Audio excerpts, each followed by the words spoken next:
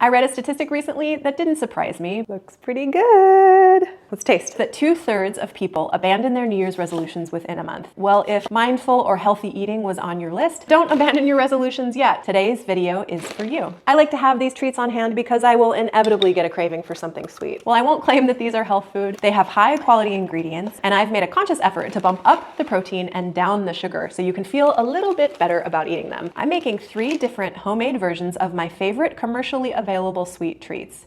If you are craving a sweet treat, today's video is absolutely for you. We're starting with an apple version of a caramel delight, moving on to peanut butter cups, and finishing our snacking extravaganza with some chocolate chip oatmeal cookie dough. No special tools or equipment necessary today. These snacks are totally beginner friendly. They come together super quickly. I guarantee that they will be on your table faster than you could run to the grocery store to grab that thing in the candy aisle. So you'll see some of the ingredients on the bench in front of me, though all of the recipes will be listed in the description box below. But once you know the method for each of these different treats, you can absolutely switch up what flavors, what extracts, what mix-ins you use. So these are pretty flexible as well. Take the recipes in the description box as a guide, but I would encourage you to make your own favorite version of each of these. Okay, first, apple caramel delights. These used to be called Samoas back in the day, several decades ago, when I sold these Girl Scout cookies. And if you remember, they're the one with kind of that wafery cookie on the bottom, and they're covered with chocolate and caramel and coconut. They were top 3 favorite Girl Scout cookies for me, but I've been making this at-home version to lighten them up just a little bit for years. Super, super simple ingredients.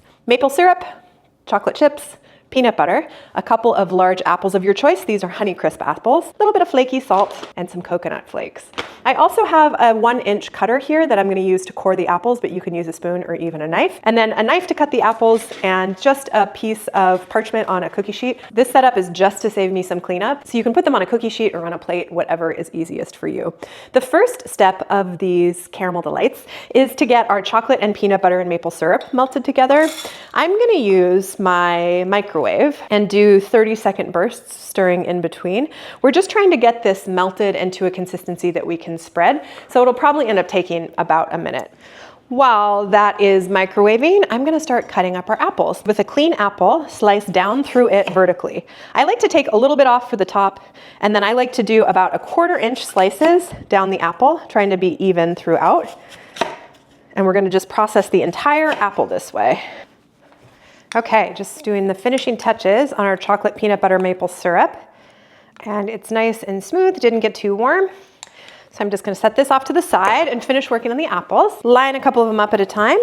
Using my cutter, cut out the core.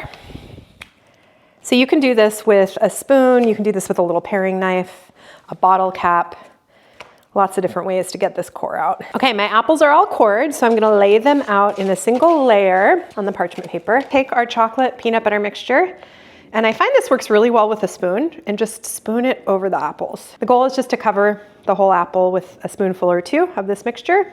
And if your chocolate starts to harden, just toss it back in the microwave. If you don't have a microwave, you can melt chocolate over a double boiler. And what that means is you take a simmering pan of water and a little heat-proof bowl on top of that pan so that the bowl is not touching the water.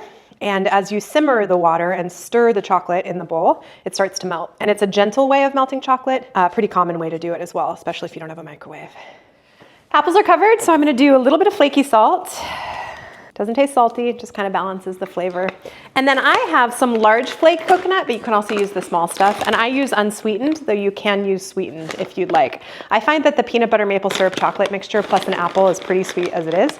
But I just take some of the coconut and put it right on top. And the coconut sticks pretty perfectly right in the top of that chocolate.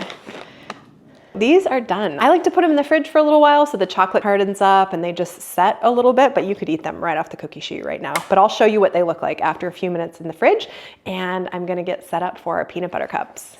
So I'm trying to really bump up the protein and bump down the sugar and fat a little bit in these, but again, they're no way health food. But to do that, I'm taking help from maple syrup as a sweetener, just a couple tablespoons of that. And then I'm using a little bit of regular peanut butter, but also peanut butter powder. This has lower fat, but still a fair amount of protein. It is great in dishes where you want to have a ton of peanut butter flavor, but not as much fat as is in a traditional peanut butter. So we're gonna make two different mixtures to make these peanut butter cups. A mixture of chocolate chips that I'm gonna melt in the microwave again with a little bit of coconut oil. The coconut oil helps the chocolate to solidify and get a little bit shiny, kind of like a peanut butter cup. So this is gonna be the bottom and the top of our peanut butter cups. And then in the middle is a mixture with Greek yogurt, peanut butter powder, a couple tablespoons of peanut butter, maple syrup, a little bit of vanilla extract, and a tiny little bit of salt. So I'm gonna get our chocolate and coconut oil melting in the microwave. Same deal as last time, 20-second-ish bursts, stirring in between. So this makes between 10 and 12 peanut butter cups in a regular size muffin tin. You can make more bite-sized version of this with the little tiny muffin cups if you like. I short fill these and find that it's a nice couple bites for like one serving size. So in a mixing bowl, I have some Greek yogurt and I'm gonna add peanut butter powder, our maple syrup and our peanut butter, a little bit of vanilla, and a little pinch of salt. And give that a big stir. Okay, chocolate just came out of the microwave. Gotta stir it to just completely melt it. When you're working with chocolate like this, you definitely don't wanna go too far. It's better to go really slowly and have to put it back in. It can separate, it can get grainy, lots of things can happen with chocolate. Perfect, exactly what we want. This is also nice and thick, exactly what we want. And then I've got a cookie scoop. I'm gonna use this to portion out the peanut butter filling into the cups. Nothing left but to assemble. So we're trying to use about half of this chocolate on the bottom and about half on top. So I start with a little bit of a layer in the bottom on each.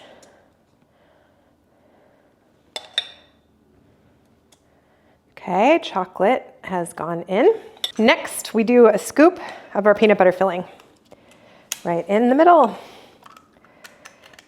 And chances are good I'll have a little bit extra peanut butter filling that I can go back in with. Don't want to waste any of this, so I'll just top a couple up that seem small. I'm gonna use my finger.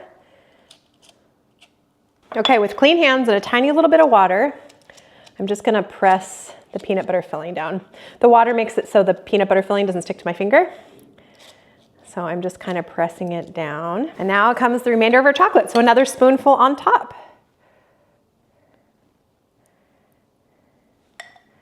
Doing our best to cover all of the peanut butter.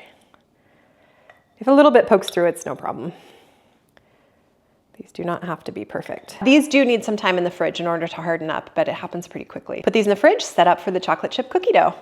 Cookie dough time. So I like an oatmeal chocolate chip cookie. You can easily leave the oats out if you want. And the beauty about this cookie dough is there's absolutely no science behind it. When you make actual cookies, you're wanting to get the ratio of dry ingredients and wet ingredients and fat, right? Because you're just gonna portion it out with a spoon and eat it raw. The proportions of these things don't matter all that much. So if you want to use less protein powder and more almond flour as an example, or vice versa, you're welcome to do that. If you want fewer chocolate chips, or instead of chocolate chips and oatmeal, you want some other cookie additions, you're also welcome to do that. So the base of this cookie dough is cottage cheese, and I like a higher protein, lower milk fat version of cottage cheese, and I also like one that has really small curds. If you have big curd cottage cheese, I'd recommend blitzing it in a food processor because the curds are obvious when you get it into your final dough. I'm gonna add a little bit of sweetener, so I like just a couple tablespoons of maple syrup.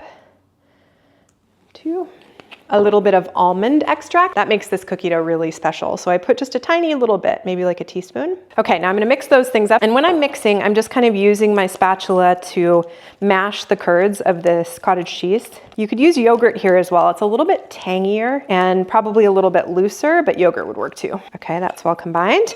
And then we're gonna do a cup each of almond flour and oats. Now our oats. And then if you have a protein powder that you like, mine is chocolate. I like this Ancient Nutrition bone broth protein powder. I just do a couple scoops of that. Again, trying to bump up the protein as much as we can. Tiny little pinch of salt. Now we give this a good mix, and we're just looking for the cookie dough consistency that we want. I like a little bit of texture in my cookies, which is why I add the oats. But if you're sensitive to textures, toss this in a food processor, blend it all up. Now we just mix in some chocolate chips. Okay, we're all mixed up. So this does need to sit in the fridge for a little while. The oats right now are pretty crunchy, but if you let them just kind of mellow out with the cottage cheese and all the other additions that we added, this turns into a really nice cookie dough. And I'm gonna portion it out into little cookie dough balls. And I'm gonna show you the final version of all of our treats. Look at all these healthier, not healthy, but healthier snacks. So I cannot possibly sample one of each of these. So I'm gonna go for the one that I'm the most excited about today, which is the peanut butter cup. I'm gonna cut it in half and see how we did. Probably could use a little more time in the fridge, but I wanna show you. Looks pretty good. Let's taste. Definitely needs more time in the fridge. Oh, it's so good. These are just delicious. All of them I will store in the fridge, and I am so excited to have a boatload of healthier sweet treats for when the next sugar craving strikes. This cookie dough preparation is really flexible. I like a little bit of the texture of the oatmeal, but if you're not into that, you can leave the oatmeal out and add more almond flour. You can blend them and make a sugar cookie version. Really, the sky's the limit with those. And these apples are a pretty good approximation for a little bit of a healthier version of a caramel delight. Thank you so much for being here with me today. I really appreciate it. I hope these recipes are helpful for you too. If you decide to try them, let me know in the comments down below. If you like this video, give it a like. If you want to stick around, subscribe to the channel, and I look forward to seeing you here next time. Happy snacking!